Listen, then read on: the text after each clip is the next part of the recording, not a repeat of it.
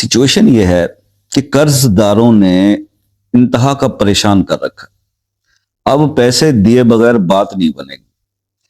اب ایسی صورت میں پھنس گئے تو بھیا سورہ کوثر کا یہ وظیفہ آپ کو قرض سے نجات دلا سکتا ہے۔ انتہائی پاورفل وظیفہ ہے سورہ کوثر کا، جو آپ کو قرض سے نجات دلا سکتا ہے۔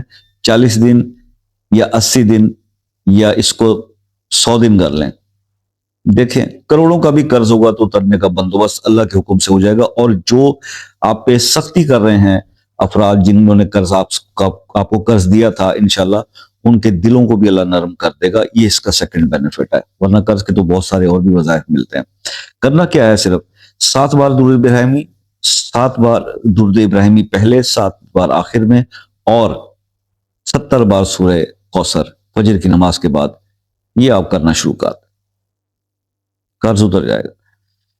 یعنی قرض اترنے کے اسباب بننا شروع ہو جائیں گے۔ تو بھائی آپ محنت کیجئے۔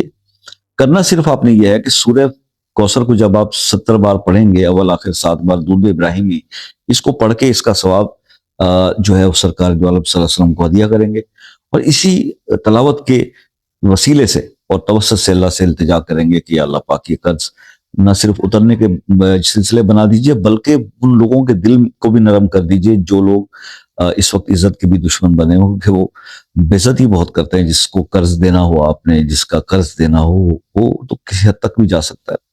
تو بہرحال جناب، قرض سے نجات کے لیے اب پریشان ہونے کی ضرورت نہیں، عمل کیجئے اور پھر اس کا فیڈ بیک مجھے دیجئے۔ کچھ سمجھ میں نہیں آیا اس وظیفے سے متعلق تو آ جائیے واٹس ایپ پر، لیکن شام 6 سے رات 10 بجے تک، نہ اس سے پہلے نہ اس سے بعد میں۔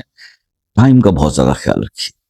تو بس جو لوگ میرے دوست بہن بھائی دوسرے ممالک میں اس وقت ہیں، ان کی تھوڑی سی نرمی اس لیے دی جا رہی ہے، ایک تو وہاں پہ سنو کا سیزن سٹارٹ ہونے والا ہے، دوسرا ان کی جو اوقات کار ہیں وہ گھڑیاں 1-2 گھنٹے آگے پیچھے ہو گئیں، تو اس وجہ سے پرابلم ہے۔ تو ان لوگوں کو ہم تھوڑا فیسیلیٹیٹ کر دیتے ہیں، لیکن یہ سہولت صرف دوسرے ممالک کی ہی سامعین کے لیے یا سبسکرائبر کے لیے، کہ وہ ایک میسج کر کے جب وہ اویلیبل ہوں تو میری اویلیبلٹی چیک کر لیں، اگر میں اویلیبل ہوا تو اسی وقت بات ہو جائے گی۔